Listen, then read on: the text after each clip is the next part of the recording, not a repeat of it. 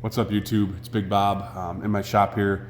Wanted to make a short video on how I got my radiant tube heater that you see here hooked up to a smart thermostat. It's not super complicated. I didn't really find anything super clean, concise online about how to do it, so I figured I'd make a video. My heater is a Mr. Heater 60,000 BTU radiant tube. It's a 20-foot tube. I bought it at Menards. It's an awesome heater. It's actually running right now as I film this. Really heats my shop really well. Heats heats objects, not air. That's how the radiant tube works. Heats up the floor, heats up the tools. I'm really happy with it. The only thing that I've kind of went around with is kind of the best way to control it. I started with a simple, dial thermostat. I feel like this is like what I picture when anybody talks about a thermostat is like this old school dial type. It's got a few options on the back for how many cycles per hour and things like that. Went through kind of two versions of a thermostat like that, and it didn't really get what I wanted out of them. So I eventually made the jump to a smart thermostat. Now that turned out to be a little bit more of a challenge than just putting one in your home. There's no power that comes from the heater itself. It's just the two wires for turning the heat on and off. And obviously a smart thermostat needs power. So I'll run through what I bought, how I hooked it up, and hopefully this video will help somebody out. First off here, I'm going to cover the thermostat itself.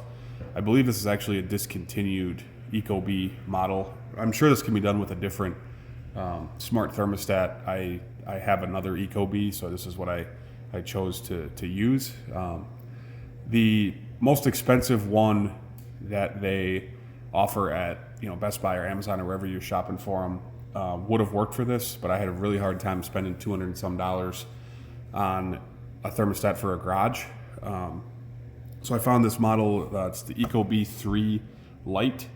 As far as I can tell, it has all the functions that I would need. I'll get to that in a minute. But I got this for $50 off Facebook Marketplace. Somebody must have upgraded or didn't need it or whatever the case. New in box, $50. They can be had on eBay for pretty cheap. It's a really great solution. A lot of functionality for this application for not a lot of money. The other item I needed to do this was this power supply, which I got off of Amazon. It even says like Nest, Google, Honeywell, like smart thermostat. It's just a wall plug with a wire on it that supplies 24 volts, the low voltage needed to power on the thermostat. So this has two wires on it. The two wires coming from the heater, that's a total of 4 wires that need to be landed in the thermostat itself. I'll show what the wiring looks like here in a second, but that is all I needed in terms of hardware, aside from obviously the thermostat wire running from the heater to the thermostat location. Just wanted to show this just so everybody could see, but the two wires on the thermostat, a red and a white, coming out. They run into my ceiling up there, into the J channel for the steel on the ceiling.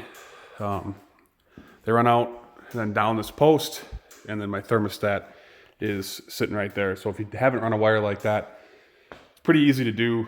Your heater might be able to supply power. This particular model does not supply power, which is why I had to hook it up this way.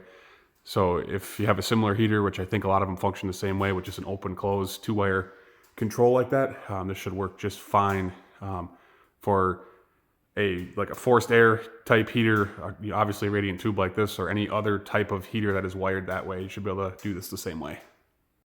Here is the thermostat as it sits right now. Obviously this hooks up to a phone app, gives you a lot of control that way. You can get your local weather on it. Has a lot of really neat functionality. I'll get to the wiring here in a second. One thing I really like about this thermostat for a garage heat application is if you go into settings here and down to settings and installation settings and then thresholds, there's actually a temperature differential option here, which you can set up to 3 degrees on this Ecobee. And what that means is if you have a set point of, let's say 50 degrees, the heat's not gonna come on until 47.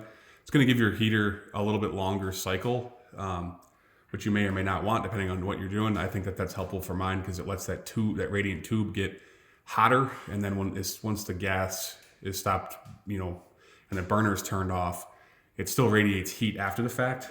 So the longer cycle, you get, it's more efficient for the heater to run on a longer cycle, and then you get the residual heat after the fact. In that same idea, there's a minimum on time, which is 10 minutes.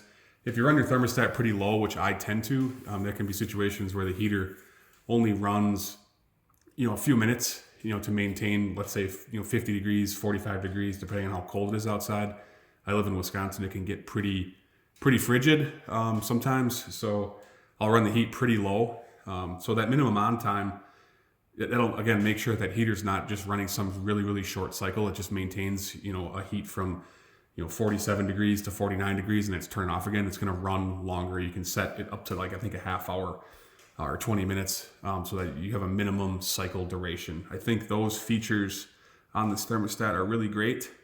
In addition to everything you get, obviously, with a smart thermostat, you can control the temperature from your phone or wherever you are. You can control it, on schedules, and there's a lot of different options that they give you. There's reports and stuff in the phone app that actually show you how often the heater runs. It gives you like a little bar graph.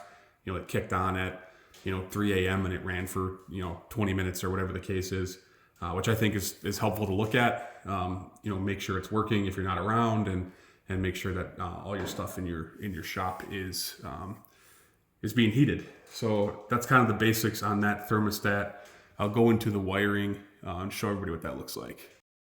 So the wiring is pretty simple.